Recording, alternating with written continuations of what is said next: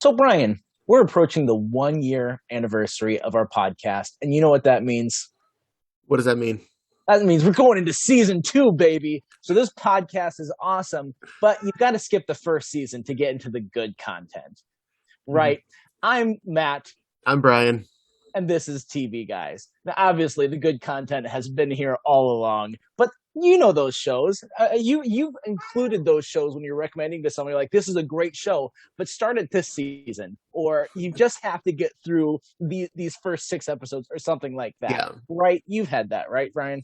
Yeah. Especially like pilots, I think are tough because the pilot, you have so much to do. You have to like introduce all these characters, what their dynamic is, what this tone is of the show. Is this a supernatural show? Like, what are the rules? And you have to do all of that within, whether 20 minutes or an hour, depending on what show it is. Yeah, and some pilots they even have completely different names that they end up going with. Looking at you, everybody loves Raymond. They had a different pilot, different title. Yeah, in the pilot, one of the kids' names, I can't remember what the twins' Oh names yeah, were, but one of the names was different. both of them. Yeah, because in the pilot they were named after Ray Romano's actual twins in real life, and then they changed them for the rest of the show. I think they kept one. I think they changed one of the names. Oh, I thought they I changed know. both. I Anyways. know in the show it's what Jeffrey and Matthew, and I Jeffrey don't and Michael, Michael. Maybe it was Jeffrey and Matthew. Then it was in pilot. something like that. Yeah. Or you have a show like New Girl where it's like you have one character for the pilot and then he goes on to do something bigger and you're like, well, let's just replace him with another character. And then that other character doesn't have anything in real life. And so he comes back to New Girl. So you get that character anyway. You had it for a season. Yeah, that was because he was on Damon Wayans Jr. was on Happy Endings, which was going to be ending, and he went to be on New Girl. But then they were like, "Oh, no, just kidding. We're going to do one more season of Happy Endings." So he left. Which I mean, if you didn't do that, you wouldn't have gotten Winston. And what would that show be without Yeah. Winston? Yeah. Even though I have objection to simply like, oh, we lost our black guy. Let's get a new black guy. And despite that objection, they still ended up with Yeah. great characters out of it. At least the two black guys are very different characters. Like Winston and Yes. Coach have very different personalities. They could have easily got a new guy who's like, "I'm the sports guy." Yeah, absolutely. And I mean, even Winston, it's really funny though because they even did a little bit of sports stuff with Winston right away, where they did his Latvia Oh yeah, basketball basketball. career, Yeah. and then they're like, "This doesn't feel like this actor. We need to change roles." And props to them that they recognize that because you see, especially end of season two, they really get into Winston's character and the meat of him. But he does kind of waffle a little bit for a season and a half before he solidifies who he is. hmm I think getting Ferguson really helped with that. Yeah. When they decided like we can go full on weird with him and Mhm. that he like killed everything that they gave, like all of the weird lines they gave him, he just dominated, then that was when they're like, yes, he can handle this. This is who he is. We're keeping it. I think it's a weird thing. Like every time we talk about Parks and Rec, we bash Mark. Every time we talk about New Girl, we always just gush over Winston. Which is funny because my favorite character is Nick. I love Nick so much, but it is a testament to New Girl of how good all of the characters are. I don't feel like there's a weak character in the main cast. There's characters that I'm not as big on, but still the show would be completely something else without like Cece or without Jess. I think those are weaker than the guys' roles are, but they're still really good characters. Well, we saw that when Jess was gone, when they brought in what's her name, the girl who was Megan Fox. yes, Megan Fox. They I brought don't her remember in. what her Reagan. characters. Reagan. Oh, it was some president when they brought in Jimmy Carter. All right. Actually, Carter would work as a girl's name. So there we are. All right. Well, hey, we're not talking about those shows, or maybe we are, because I'm we're going not. to talk about Well, shows. yes. Well, it leaves some suspicion, but no. Maybe. Okay, fine. It's not on either of our lists. Whatever. But we're talking about shows that did the anti-jump the shark. So these are shows that started off poopy and got better. I was waiting till we were on recording. I heard that there's a term for this. I heard that the opposite of jump the shark is called growing the beard. And you might know this because it's not from a show I watch. They say it comes from Star Trek: The Next Generation, where one of the characters literally grew a beard, and it like marks when the show got better. Oh, then that must have been Riker because yeah, Riker was clean shaven early on, and I never put those two and two together, but absolutely. And not only did the show get better, But Riker's character, I don't know why, but his character got so much better once he had a beard. First of all, Jonathan Frakes looks a lot better with a beard, and secondly, he acted a lot better with a beard. You just took him seriously when he had a beard. You're like, this guy, I'm all for it. Yeah, definitely. Actually, definitely. That's what I've heard. I've never watched the show. I should have included that. So I'm not. I don't have it on my list, but might as well talk about it real quick since we're here because Star Trek: Next Generation is a great show, but the first season was left a little bit to be desired. They really definitely were finding their footing, and they also had some like a really bad character. And I didn't prep because I always forget her name. This is how bad of a character she is. She was in like half of that first season, and she sucked. It was like the security officer, Lieutenant Yar something. Hang on. Is that it? It just says Lieutenant Yar. Yar actress. Tasha Yar, yeah. Sorry, I should know that, but again, I don't care enough about her to remember her character name. She dies anyway because they're like, you know what, you suck. Yeah. And so after that first season, it really gets better. Riker, again, he gets better because of his beard. He just looks great. What can I say? All right. So getting into my list, the first one I'm going to talk about is a show that we've talked about before, which is Boy Meets World. Because the first season, it's not terrible. It's just not that interesting. It's a whole other show. It's really focusing on. I mean, they're so young in that show, and it's just these little kids going through their issues. And of course, Mr. Feeney's like the all-knowing teacher, and it's just you could skip episodes and it wouldn't make a big deal. Like they're all the same. It's like a situation, then a lesson, a situation, then a lesson. And yeah, that continued on later on. But I feel like once they got to high school, it became much more of a teen show, and it became more interesting. You got characters like Harley Kiner and Frankie and Joey, interesting bullies. You added Mr. Turner as like a younger teacher. You have something other than just Feeney as far as like authority figures. And like I don't know, like Eric kind of changed from being just like the cool older brother to kind of transitioning into being the dumb one, which some people complain about, but I think he's more interesting there that way. Yeah, Will Friedle, that was more in his wheelhouse, I think. Yeah. Mm-hmm. I agree with that assessment, but my reasoning might be something you're not thinking of is that essentially a show like Boy Meets World, or as another example, if you haven't seen it, Boy Meets World is the Harry Potter books. These are media that the intended demographic ages with each season or novel. And so like, you know, you're kind of growing up with this show or with those books or something like that, as you start off, you're watching it and you're in middle school. If that was the case, then as the series goes on, the next season, you're a little older. So the storylines are just a little bit more older. When you're a teenager, they're teenagers and the actors are teenagers. So you're growing up with that too. And it kind of continues that way until the college years. And in the college years, it doesn't quite turn into like a show that you would watch as a college kid, but you do watch it because of the nostalgia, or because you've watched it this long.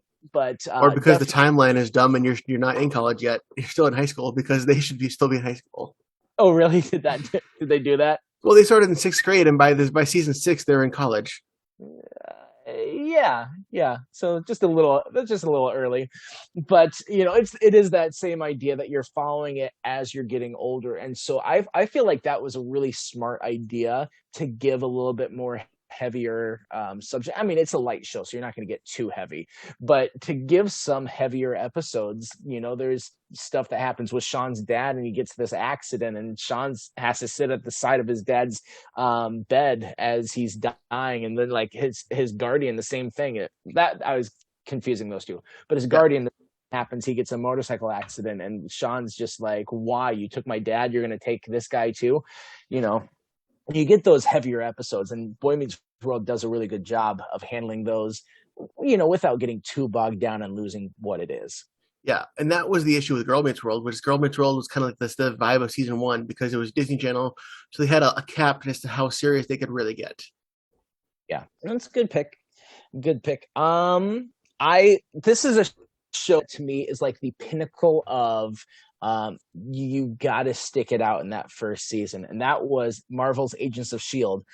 I really enjoyed that show, but the first season sucked because what the first season did is it was like like a episodic sort of thing, where instead of it being these storylines, it was just every week is a new problem. You know, the first season felt a lot more like, say, Fringe or X-Files, those type of shows where they're dealing with the supernatural side, of like the behind the scenes office work for the superheroes. Yeah. But it never really had a clear identity until Captain America Winter Soldier came out, and they tied in the last couple episodes of season 1 with the reveal, because if you watch Captain America Winter Soldier, you find out actually Hydra has infiltrated Shield.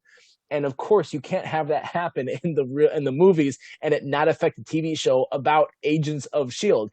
So they did a really good tie-in of that, and they completely turned things around. There's an episode actually called Turn, Turn, Turn, and you find out one of the main cast is actually Hydra.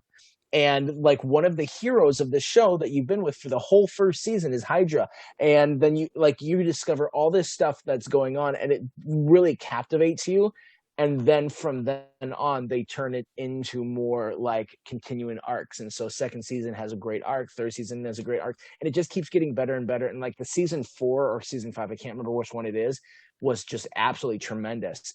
They did in that series something that no other show does. Like I had watched shows like Smallville where it's like, okay, we're gonna have Zod on Smallville, but he's gonna take up all of season 9. So it's like this season long build to facing down Zod, and you're like, I'm actually bored of it by the middle of this, because you can't keep moving the goalposts like this. I know nothing. I know there's no context or what is it? There's no consequence or there's no weight to these episodes because it's not the final of the season. But what Agents of Shield does in like season 4 and season 5 in those is that it like will introduce a problem. You think it might be like a season long problem or villain, and they can resolve it within like an episode or two. But in resolving it, it actually creates another problem and like peels back another layer. And it does a really good job on building on themes that you don't even realize what the theme is going to be until the end of that season or the end of like that halfway point, you know, at Christmas time. That's always nice when they keep you guessing. Exactly. They do such a good job with pacing. And like season 4, it kind of had 3 different storylines that it did throughout the season. And so this first arc and the second led to the second arc, and then the second arc led to the third arc. And all of them were so good. And I don't want to give anything away because I really want to encourage people to watch it. It's such a good show, and it has like one of the best seasons of television I've seen. Nice. In like season 4, I think it was. So I think that's an interesting pick. I've heard mixed feelings about Agents of Shield. I can't really speak to it because I haven't seen it yet. It's one of those shows that's on my list, and like I have so many shows on my list, I don't know where I'm going to get to any of them. But I'm working on Stranger Things. Probably the biggest complaint that I think is valid with Agents of Shield is that they started it off marketing that it's like part of the Marvel universe, but the Marvel TV side was separate from the Marvel movie side at that time. It's not like now where it's like, you know, we for sure have Loki and Falcon Winter Soldier, and those are absolutely in the Marvel universe. Mm-hmm. This one was kind of like, it should be in the Marvel universe, I think, kind of. And then you kept like waiting for it to tie in, and then things would happen in the show, but they didn't tell you what was going on in the movies. And so they're like, something would happen in the movies that would contradict something in the show, and they're like, well, we weren't told ahead of time what you're doing in this movie, so we didn't know to plan for that.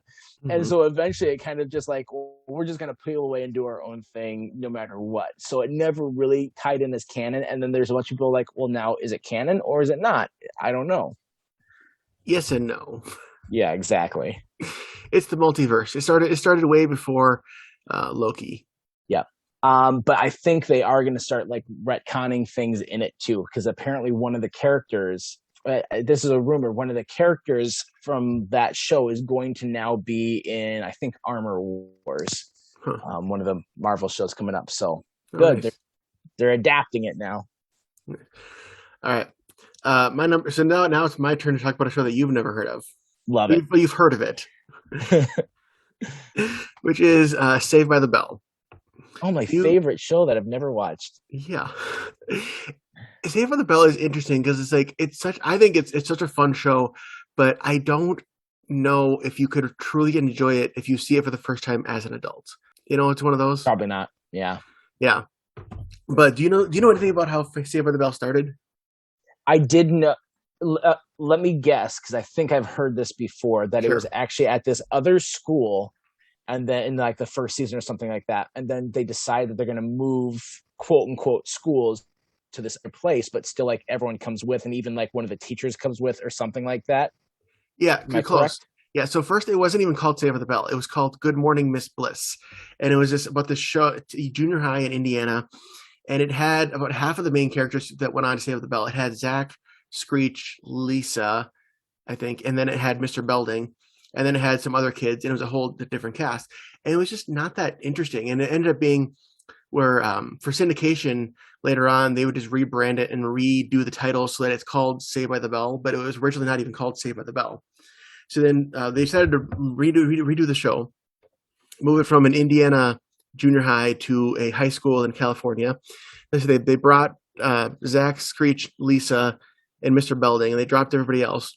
And that's when they filled in the rest of the cast. And then that's when you get the classic Saved by the Bell with this group of 6 kids or teenagers at this point, and Mr. Belding as like the hapless principal who like it's kind of easy to trick them, but he's like the authority figure that cares, but who's also kind of a doof at times too. And that was a fun dynamic. And I don't have Miss Bliss on DVD. I don't even know if it is on DVD. I have all 5 seasons of the regular Saved by the Bell proper on DVD, and that's like a fun nostalgic show. Whereas when I've seen episodes of Good Morning Miss Bliss, it's like, is this like a fever dream? It's weird. It's like all these characters like a couple years younger, and it's not even as funny. Does Zach still have his superpower in that, where he can pause or freeze time? I don't remember when that started. Yeah, that's one of the things that Zach's known for is like his hair, which I guess Mark Paul Gosselaar had his hair blonde for the audition, and then he had to like bleach his hair like every couple weeks for 5 years to keep his hair blonde. And he's known for stopping time, and he's known for having the giant brick phone, which now like the hallmark of an old phone is the Zach Morris phone, where it's like this big. People who've seen by the Bell say without know what I'm miming. It's like this big of a phone. That's as big as your head. Yeah, pretty much. Yeah, I'm literally using my head to frame it. And there you go. And I have a I've large been head. framed. Yeah. Oh, okay. Oh, and then it also then Saved by the Bell then later jumped the shark when they went to college. So I know we're going to talk about this later on, but shows can both grow the beard and then later jump the shark. Yeah, you can jump a shark while you have a beard. It's great. Yeah, it's a little bit of a bell curve then for quality. Yeah. Well, it wasn't on my list, so I'll bring it up just so that we talk about it because it's an important show when it comes to this. I feel like there are 2 shows that are like the one when you're telling people about like you have to watch this show. But the first season, and one of those shows is The Office. Now, we've talked at length about The Office before. We love The Office. We actually even talked about The Office on our Jump the Shark podcast episode, how the last 2 seasons just really go downhill, even once Michael leaves. And actually, even the season before he left, that season wasn't quite as strong. It still had some solid moments, but it definitely was feeling its age in Yeah. that 5th season, I want to. No, he left in season 7. Oh, he like okay, yeah, it was season 6. Because even in season 6, I remember when the season finale happened with the whole like printer fire thing, and then like it ends with him doing that press conference in front of everyone about the printer fire. Like I watched that, and then I was like, okay, well, what's gonna happen next week? I was like, oh wait, that's the season finale. And I was like, that's the season finale.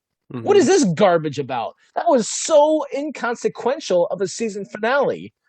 We're used to season finales like Goodbye Toby, where they have a freaking carnival in the parking lot.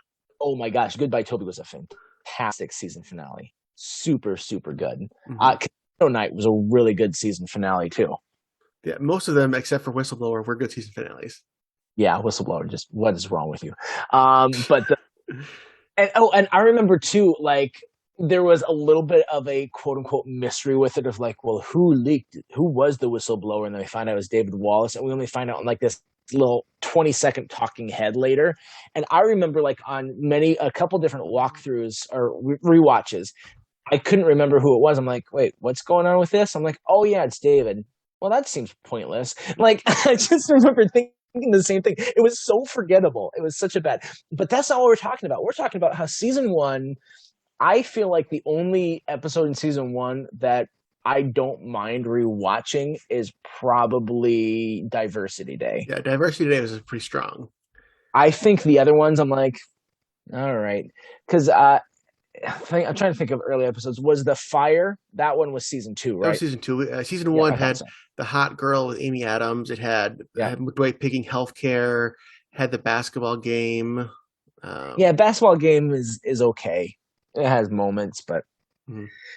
yeah, there's a handful. And to be fair, the first season is only like what 5 episodes, 6, but yeah. there's only like a handful of moments in them that I'm like, oh yeah, this is good. This is peak Office. But Mhm. then season two happens, and then they start to get into a groove. And by mid season two, they know the show that they have, and so it does take what I'm going to guess 12 episodes of the show in order for it to really find footing.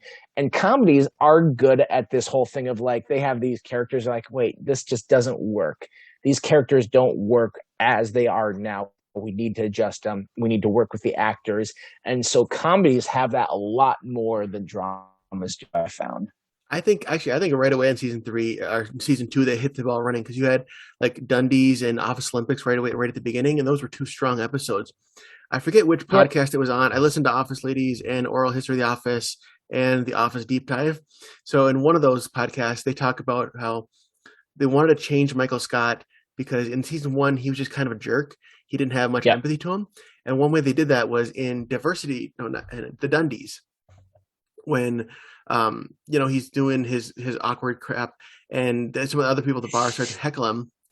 And actually, Jim and some of the people from the office kind of stick up for Michael and say, "Hey, we're doing an office thing." Like it wasn't everybody against Michael; it was in that moment the office against the bar. They were on Michael's side, which I think brought a little more humanity to Michael, made him easier to watch. And so that's a really good point. That's a smart way to do it, and I'm sure that's a challenge for the writers because there are things that Michael does that are unlikable, and like that's part of the comedy is for him to be just completely out of touch and out of tune. But there's definitely some things, and especially even as the show ages, that you look back on, you're like, yeah, that wasn't okay then, and is definitely not okay now. Mm-hmm. But then for them to have these moments of like, but remember his heart. He's just a big kid. And kids, they need correction and they need to understand that what they're doing is stupid and wrong, but you still love them because they don't mean ill, you know? So, and this is something I wish that shows would do this more often because I feel like nowadays shows aren't giving any breathing room. Whenever there's so many shows that I've watched, it's like I know they put out like 10 episodes. It's like, hey, cool, this is a show I'd watch. Oh, it's canceled. And that's it. Because it's like if you don't grab ratings right away, like nope, it's like straight to jail. Like nope. That's a great reference. Straight to jail. Overcooked and undercooked, believe it or not, straight to jail. There's a tease for a future pick. But yeah, I mean, there's one of the shows. Did you watch the show? It was on a couple, like maybe 5 years ago, called Be Myself and I.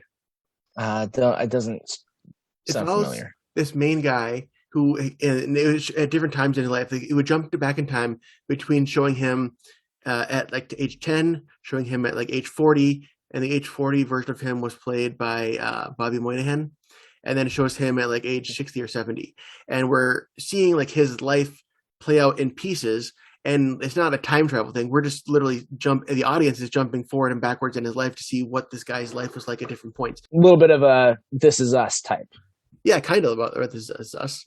Jaleel White played his best friend. Oh, nice. Was he nerdy or was he going for a straight character here? No, he was not playing Urkel. That's good. Poor guy. It's like, how do you live down a character like that? Especially at such a young age when it was, you don't live it down, guys. I think he's more talented than people give him credit for. I think he could be in more. Maybe. I remember him being in Big Fat Liar. Yep. That Frankie Muniz movie. The whole point of him in that movie was that he didn't want to be Urkel. That was I'm in these other movies. I'm not Urkel. That's a great movie. I also had Donald Faison from Scrubs in it. Yeah. And Paul Giamatti's great. He's a fantastic actor. Top notch. All right, I think we're at one of your picks Are we? because Yes, because you did I The technically Office. brought up Office. All right. Well, we mentioned the Straight to Jail, which is from an episode of Parks and Recreation, which The Office and Yep. Parks go hand in hand. I know we talk about these shows a lot, but it's the pinnacle of this episode of this thing of Grow the Beard, where to a point where we have even said multiple times, if you want to watch Parks and Rec, start with season 3. Yeah. Because the first 2 seasons, first of all, we have this character named Mark who, I mean, I'm not going to rehash it again, but he He was boring. sucks. He's not that bad. It's just, we didn't need him. Yeah. And they also added in Adam Scott and Rob Lowe. And like, I know people might not love Rob Lowe in person, but he did great as Chris Traeger. Like, he brought a sense of sincerity that you don't see in Rob Lowe roles very often. Yeah. A And very beat character, and just like it's very hard to not like him. yeah, I saw another comparison or another note someone had, which was Parks and Rec got better once Ron and Tom switched wardrobes. Because you look in the first couple episodes, Ron is the one wearing a suit, Yeah. and Tom is not. Whereas later on, Tom's always trying to wear, as he calls it, my dope suits, and Ron is like never dressed up. That was a terrible Tom. I just want you to know. That was awful. Well, you don't come here for Aziz Ansari impressions, and if you do, then I'm sorry. Then I'm sorry. Parks and Rec, we've talked about the Venezuela episode and the hunting episode as the strongest 2 episodes pre season 3, but a lot of them are just kind of forgettable. Like, did you remember that they had a telethon where Mark almost proposed to Anne? I do remember that. Yeah, I forgot until I just did a rewatch. I was like, oh yeah, this happens. Season 2 was like puberty for him, where it was like there was some good things in there, but it was really understanding because like season 2 they tried to salvage Mark's character because he was more of a jerk in season 1, and Andy was also more of a jerk in season 1 too. Season 2 saw Mark coming a little bit more down to earth, having a little bit more of like a retrospect, and Andy becoming a little more dumb but more lovable. And so both those characters had that shift, and that was better. But I think they realized like, no, we can't make Mark work. By the end of the show, by the end of season 2, like we just can't make this character work. We've exhausted him, and that's why they had these other 2 characters. And I don't know if they meant for both Rob Lowe and Adam Scott. I was gonna say Ben Scott, and I knew that was wrong, but I was on the right track because I combined his names. So Adam Scott, once those guys came in, they did really good, and their characters, like they made the show whole for sure. Yeah, they did a nice tightrope with Ben because they could easily have made Ben the jerk because Ben's point was to come in and to kind of tell the town like, okay, you're screwing up and we're here, we're literally here to fix it. But they also had his tension with Leslie right away. Like, you could tell like they were going to be a thing from like the first couple episodes, and having that really humanized him and really also kind of humanized Leslie too, because it made her more of a rounded character than just being obsessed with Parks all the time. Yeah, it was really good writing for all the characters involved. But yeah, how they treated Ben was supremely great writing because it is a balance of what they had to do with him and his purpose right off the bat.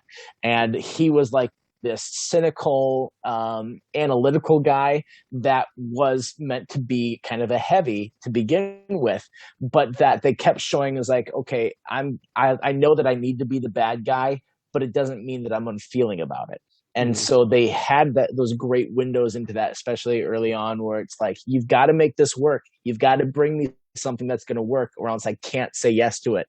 And that when they brought him something that works, he's true to his word. He's like, yeah, let's go for this. Let's try and make this work. You know, like I want to help you out. But we've got to be practical about it. We've got to be reasonable here. So. Yeah, and they also humanized him a lot with the story of him being an 18-year-old mayor who just sunk his town's budget. Yeah, and that, like, as corny in a way as that story is, it does make him extremely believable why he does what he does now. Like, I learned from that, and it was so scarring to me developmentally. I have no problem being the bad guy so that it doesn't happen to any other city government again. Yeah. Yeah. Good stuff. Good writing. Parks and Rec, and the fact that for their relationship, they didn't ever have to like have a Ben and Leslie break up, or even are they going to break up, or will they, won't they moment. They Yeah. never had that for that couple. Well, they did briefly, just because they could. They weren't allowed to date when right in the beginning, and then they got together. They got together, and they had to have like the trial of Ben and Leslie. They were breaking Chris's rule, but we always knew that they were going to be getting together. It wasn't like Yeah, is Ben going to end up with, I don't know, Donna? you're right. It wasn't like Andy April for a season where, there's the whole misconception about the Anne kiss at the end of Hmm. season 2. And then even once they finally got together, the one episode at the harvest party where she says, I love you. And he's like, awesome sauce. And then they Yeah. had that one. After that episode, they didn't really ever have relationship drama either. And so it's a great telling to the writing of Parks and Rec that you can have two different relationships that you didn't need to have the drama of let's break up and get back together, like that sort of thing, to make them interesting. Yeah. All right. Speaking of breaking up and getting back together to keep a couple being interesting, let's talk about a show that has the prime example of that, Friends. Hmm. I like Friends. I'm not a fan of season 1. I've always said that there's not like a weak season, but it definitely is a show that gets stronger as it goes on. And then like it kind of stays strong at the same level for about 6 seasons or so. I feel like it takes a couple seasons to get to like peak Friends, Hmm. and then it stays there for the rest of its run. And not that season 1 or 2 are bad, but like season 3 is when it gets Yep. good, and then it Season just 3. like now it's really good, and everyone knows what they're doing. Everyone knows their established characters. They're comfortable with it. And now, because even the writers know what, that's a credit too to writers, is that when they're in the writing room after a couple seasons, they can envision their actors and be like, okay, how would Matthew Perry do this line? Mm. What would Jennifer Aniston do with this arc for her? Yeah. And they're able to tailor that to those actors. And so it's a big credit to like these established actors to be like, okay, I know that you can handle this, so I'm going to push you a little bit and see what you do with this. Mm. And then they can continue to surprise and impress and do their amazing stuff. And Friends did that for several seasons. So to me, that's one of my big picks for growing the beard. I agree. Season 3, I think, is so many strong episodes in season 3. I think season 3 has the one where no one's ready, and it's where we get into the heat of the Ross and Rachel relationship. Which this might sound blasphemous, but I wasn't a huge fan of Ross and Rachel as a couple. I think they weren't even together that much, and when they were together, Ross was kind of a jerk. And it's like, this is what you want? Yeah, Ross kind of sucks as a person, but he was better when he wasn't with Rachel, because he was so obsessed. Ross always had the mentality of like, "Ooh, Rachel's the hot girl. I can't believe I'm with her. Oh, everything's a threat. I can't believe if something goes wrong, she's gonna leave me." And that's part of what led them to not be together, because he was so insanely jealous. And I feel like when he wasn't with Rachel, he was more likable as a character. This one, season 3, also has my favorite Thanksgiving episode, the one where they play football outside. Oh, yeah, that's a really good one. It'd be hard for me to pick my favorite. I'm partial to Sam in the Box myself. I like the Brad Pitt Thanksgiving too. Yeah. Good episodes there. Of course, it keeps getting better and better, and that's my pick. Sorry, I had to burp. Yeah. I was gonna say another one that is kind of, it didn't start out bad, but it just kind of got to a new height, which is Breaking Bad. Once they add in Saul and Gus and Mike. Way to take my final pick that I have written down here, but that's a great one. Yeah. Wait, I thought.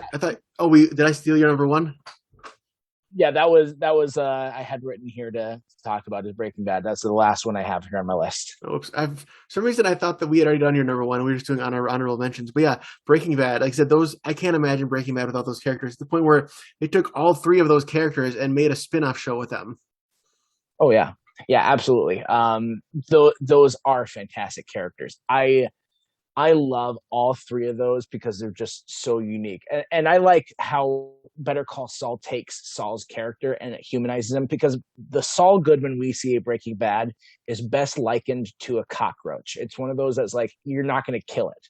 But Saul does not die. He can't die. He is so good at weaseling his way out of things and talking his way out and being the unscrupulous character we see in Breaking Bad before Better Call Saul, that we are like, I wouldn't be surprised what you have to do to survive. But then you Mhm. flash back to Better Call Saul and you see who he was, and you see like the building blocks to a good person keeps getting corrupted the more that he has to do these other compromising things. Mhm. Um, he is such a good character. But for me, one of the reasons why season one wasn't quite as strong as the other seasons is just because it is slow. It's slow moving show early on, and it kind of actually mimics chemical reactions that the more heat there is, that the faster the chemical change happens. And so it's like the more that he gets into this world, the more that builds until like the last two seasons move at a breakneck speed, especially the final season. So much happens Mhm. in that final season versus what happens in the first season. And they just do such a good job of pacing that show, because they're like, we can take our time to help you build this universe and understand these characters. And now that we understand these characters and their motivations, let's kick the plot right in the butt and make it move at a speed of light, you know? Yeah. Yeah. It's a great show. I agree completely. Good pick. Yeah. Do you have any more honorable mentions? Nope. We talked about the 5 shows on my list that I walked in with. I got one more honorable mention, and I'm going to keep this quick because I know some people have admitted to me that they fast forward when I talk about this, which is the Muppet Show season one is completely a different dynamic because it's like they were kind of finding the characters. Like Gonzo was more depressive, and like Fozzie, the Fozzie puppet looked ugly in season one. They revamped it completely. They had Muppet Labs without Beaker, which the whole point is that it's funny because Bunsen has all these machines and inventions that unwittingly put harm to Beaker, which is the funny part. There was no pigs in space. It's just Miss Piggy wasn't established as a core character yet, which I know you have other thoughts about. But it's a weird show in season one. I mean, not that it becomes different weird for the last ones, but they really find who these characters are, and it just Yeah. becomes a lot stronger starting in season two. I don't know enough about the different seasons of Muppets to add anything to that. But I do find it funny, like talking about Honeydew and Beakers, like what they did on the new, I'm forgetting what Muppets Now, Yeah, like they made him mean. They yeah, made him like mean in that way. which I So didn't it's like like, that. Yeah, yeah, I don't like that either. I think that their relationship works best when Honeydew is like, I'm so focused on what I'm doing and I'm hmm so excited about this science and this stuff that we're doing that I don't recognize in the background the hazards that I'm putting on my poor assistant. yeah. Dave Goles, who's the performer of like Bunsen and Gonzo and a bunch of other characters, said that his method with his characters was to find a flaw within himself and make it lovable. So he said with Bunsen, Bunsen is like brilliant but absent-minded, and he never like intentionally set out, I'm going to harm Beaker. No, it was always, I'm going to make this cool thing. And like you said, I'm not. Oh, what? Oh yeah, he's getting. I guess he's being harmed over there. Yeah. Yeah, I think that relationship is great. It did not work for me for them to make him like kind of a bully. I don't understand. This is this is why you need people who understand the characters in anything. Whenever someone's taking over an established franchise, they have to understand the characters. You can't just walk in and be like, "Oh, they're only about this. I'm just going to make it all about this." Muppets Now did not understand the Muppets, not at No, all. Sorry, I I'm mad. I I wholeheartedly agree. There's a Muppets Halloween special that's coming out, so I'm hoping that'll be good. It's not just Muppets Halloween Special; it's Muppets Haunted Mansion, which Haunted Mansion is a great ride, and the Muppets are a great franchise. So obviously, the two together should be fantastic. I feel like your hopes are a little bit higher than they should be. You shut up. They are gonna stay this high. I'm a sucker for Disney parks, anything, How did and we get I to the like point where I'm the Muppets. cynic about the Muppets? Because you've been burnt before. You love them so much. You're a lot closer to this, so it was easier to hurt you. True. Yep. There you go. So, Yeah. While we were guys, recording this, my cat jumped up and like messed up all my Muppet action figures right next to me, and so like it's bugging me because I'm gonna have to go and fix them again. I have to save my friends. So let's jump into trivia then, because trivia is awesome and we love it. Now, some of you probably know the answer to this question, but we talked about it last week when we were discussing TV show themes. And Mhm. so the theme from Peter Gunn, the dun dun dun dun dun dun dun dun dun dun dun, dun, that one, that was used in a popular video game, arcade game, and that game was Spy Hunter. Huh. Yeah. You told me last I week after recording, I totally forgot. For all you youngsters who've never played Spy Hunter, it's a fun game. Nice. All right, so for my trivia, I'm going to bring up Good Morning, Miss Bliss, the precursor to Saved by the Bell. Do you know what famous actress played Miss Bliss? Of course I do, and I'm going to tell you in just a second without typing anything. This typing you hear in the background, that's nothing. Yeah, I can't even see her. Yep, I know her. Do you know anything she's in? Because she's not like much I in don't. much things lately. Oh, actually, I think I do. She's in a popular movie that had a couple remakes done of it. Yeah, there's another thing that I thought she was in. Nope, never mind. She wasn't in that. Thought she was in something else. All right. Well, Matt, why don't you explain what we're doing next week? Oh, next week. So it's at this point too late for suggestions from you. So I'm sorry, you don't get to do this week because we've already recorded. But we are talking about our own what ifs, and so we've gotten some suggestions from you guys of what would it look like if instead of this happening on this TV show, something else happened. So we're gonna go over your guys' what ifs and maybe a handful of our own, and we'll give you an episode about that. We also, in a couple weeks after that, so I'll announce it here, and then we'll have some Facebook posts on it later, just so that we have enough time.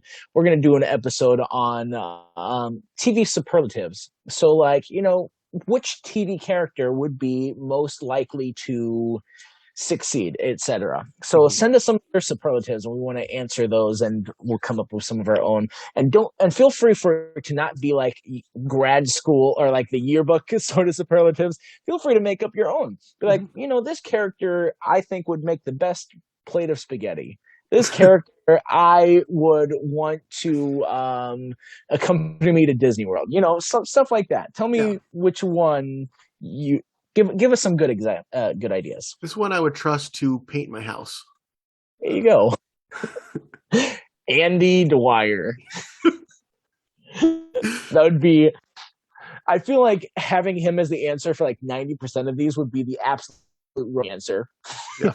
No matter what it is. Yeah.